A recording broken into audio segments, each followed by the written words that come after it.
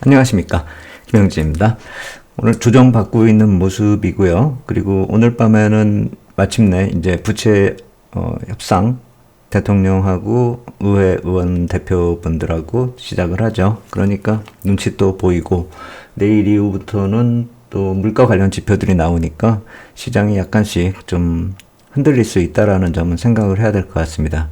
그리고 어제 나온 그 지표라고 보기보다는 자료, 리포트라고 봐야 되겠죠? 여기 제가 이제 표지에 이렇게 표시를 했는데요. Senior Loan Officer Opinion Survey. 그러니까, 고위급, 대출 담당자들 의견 수렴한다. 뭐 이렇게 보면 되겠죠? 근데 페드에서 이제 은행별로 이러한 의견들을 수렴을 하는데, 이번에 FOMC 5월 회의 때 이미 파월 의장은 이 자료를 알고 있었다라고 지금 시장에서 알려지고 있고요. 그리고 이러한 것들이 대출이 이미 지난 분기부터 약간씩 슬로우 되고 있다라는 점을 알고 있다. 현실을 반영하고 있다. 이런 식으로 지금 말씀을 하고 계십니다.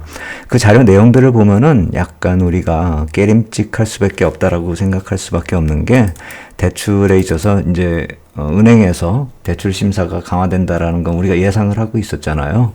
근데 그것이 거의 피크치까지 올라가고 있다. 이렇게 보시면 됩니다. 이 표가 보시면 알 수 있듯이, 이것이 이제 표가 위로 올라가면 대출이 까다로워진다 라고 이렇게 이해를 하시면 됩니다. 그러니까 한번 지나간 과거들을 생각해 보면, 여기 IT 버블 때, 2000년 초반 때, 그리고 금융위기 때, 2008년 금융위기 때, 그리고 최근에 팬데믹, 이 당시 그때 뭐 대기업이나 중소기업이나 모두 다, 그리고 다른 쪽 측면들도 마찬가지로 심사가 까다로워졌다라는 겁니다. 그러니까 이쪽 말고 또 다른 측면에서 보면은 이 부동산 쪽으로 대출도 마찬가지로 지금 까다로워지고 있는 상황이고, 또 다른 쪽, 이거는 그냥 소비자론이라고 이렇게 봐야 되겠죠. 그것 역시 마찬가지로 지금 까다로워지고 있다. 이렇게 봐야 될 것 같고, 이 표에는 안 나와 있지만 수요 측면에서 놓고 보면은 거꾸로 좀 아래쪽으로 수요가 많이 줄어들고 있다. 이렇게 보면 될 수 있고,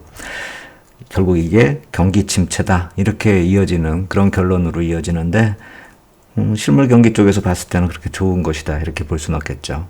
사실 이러한 지표들을 계속 우리가 깊게 연구할 필요는 좀 없다라고 생각이 돼요. 그래서 어느 타이밍에서 어떤 지표가 시장에 좀 먹혀 들어가고 영향을 미치는지 그것만 좀 파악하면 되고, 사실 우리가 물가가 한참 막 급등하면서 시장을 압박할 때는 여러 가지 이렇게 지표들을 봤었잖아요. 그때 물가 관련 지표로 GS CPI가 대표적이고, 또 뭐 BDI가 또 연관이 되고, 막 그래서 그런 지표들 뭐 매일같이 확인들을 했었는데, 요새는 잘 안 보잖아요. 이미 안정권으로 들어섰기 때문에. 그래서 이러한 리포트들도 이게 피크를 한번 치게 된다라고 한다면 그렇게 계속 압박을 하진 않을 것이다. 그렇기 때문에 최근에 나오는 자료 정도로 우리가 이해를 하면 될 것 같다. 이렇게 말씀을 드릴 필요 있겠고, 이게 위기 관련 지표들과 이렇게 연관되지는 않는다. 제가 그 말씀 드리고 싶어요. 왜냐하면은 2002년 버블, 그 다음에 여기 표에 나와 있듯이 여기 2008년 금융위기, 또 팬데믹 당시 이때마다 그런 금융 압박이 있었던 것을 표시하는 그런 모습이기 때문에, 그때마다 나타났었던 위기가 또 나타나고 있지 않는가, 이렇게 걱정이 될 수 있는데, 그거하고 좀 상관성이 떨어진다라고 말씀드리고 싶은 게 이 표입니다.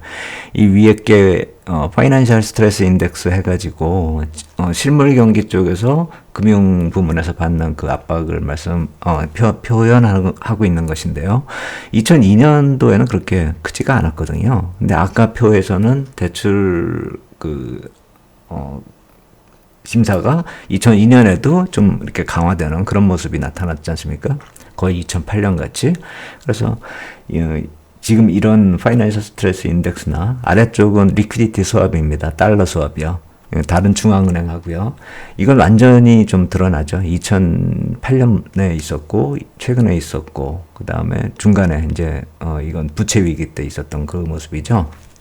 그래서 최근에 나타났을 때는 이 파이낸셜 스트레스 인덱스도 뭐 거의 안정권으로 다시 들어간 상태고, 달러 스왑 같은 거는 뭐 거의 사라진 상태이기 때문에, 이러한 위기 관련 지표가 아까 말씀드린 그런 대출 관련된 그런 지표하고 연관돼 가지고 지금의 모습을 위기다 이렇게 표현할 필요까지는 없어 보입니다.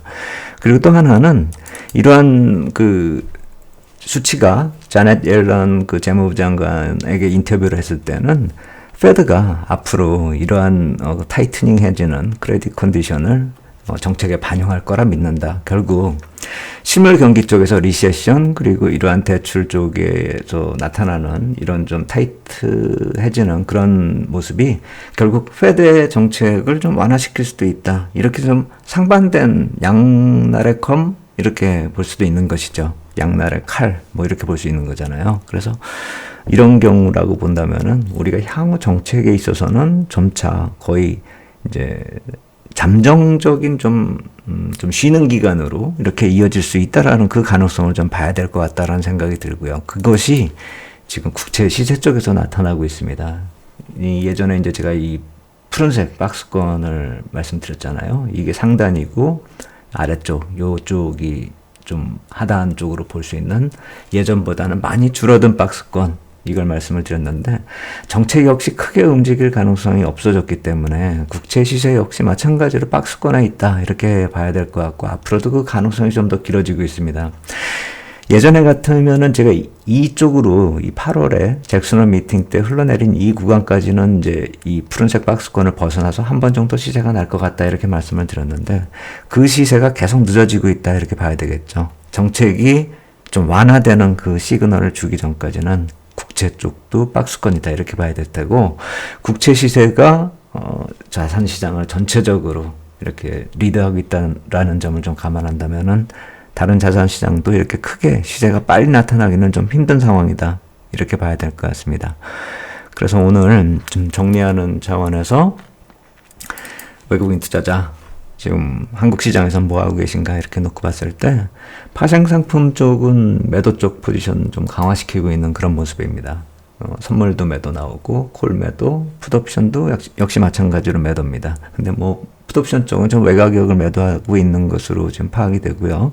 그래서 변동성 매도 전략인데 콜옵션 같은 경우는 327하고 330 이 스프레드 가지고 거래하고 있는 것으로 파악이 되는데 결국 그렇다면 어제 장중에 330 콜 사면서 약간 이렇게 스트레들 매수 내지는 스트랭글 매수 이쪽으로 좀 볼 수 있었던 그러니까 327 풋 매수 330 콜 매수 이쪽으로 볼 수 있었던 그런 모습이 330 쪽을 많이 줄이는 그런 모습으로 이렇게 나타나고 있기 때문에 이런 식이 된다면은 예전부터 생각해 왔었던 330포인트 이하에서 결제될 확률이 많이 커지고 있다. 그리고 풋옵션 쪽에서 이렇게 외가격 쪽을 좀 사주는 모습이 나타나거든요. 그러니까 이게 325 같은 거 팔면서 322 매수해주고 하는 그런 모습이 장중에 나타나고 있는데 제가 봤을 때 뭐 그 가능성이 그렇게 커 보이지는 않고 잘해야 327 아래쪽으로 내려올 수 있는 거 아닌가. 그래서 보통의 이제 우리가 예측할 수 있는 범위는 330 이하 정도. 그래서 피크점을 327 정도로 보는 게 맞지 않을까. 물론 오늘 밤에 어떤 재료가 나오느냐에 따라 약간 틀리겠지만 오늘 밤 재료가 약간 변동성이 클 수 있다라는 점에서 외가격 풋옵션을 지금 사고 있는 이유도 어느 정도 이해가 가기는 하는데 그것까지 이렇게 포함해서 결제가 될 만한 지수까지 흘러내리는 그런 악재로 나타날지는 그건 약간 의문이다 이렇게 생각이 됩니다.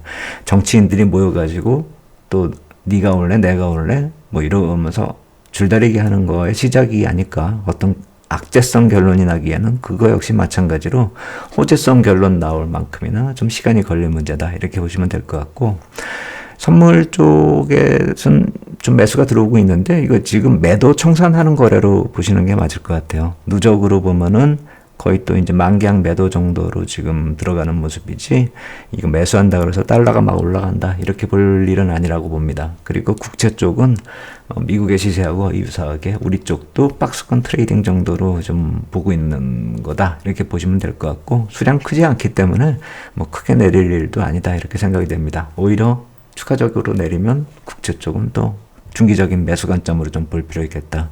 이렇게 볼 필요가 있어 보입니다. 오늘 여기까지 하겠습니다. 감사합니다.